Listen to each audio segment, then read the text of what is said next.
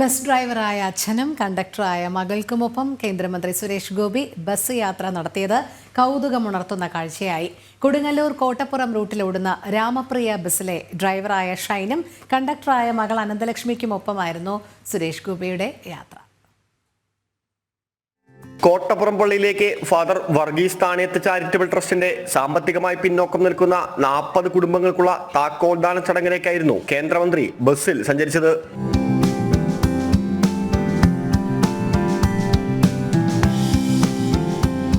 സുരേഷ് ഗോപി ബസ്സിൽ കയറിയതോടെ ഡ്രൈവറായ അച്ഛനും കണ്ടക്ടറായ മകൾക്കും ഇരട്ടി സന്തോഷം, യാത്രക്കാർക്കും കൗതുകം.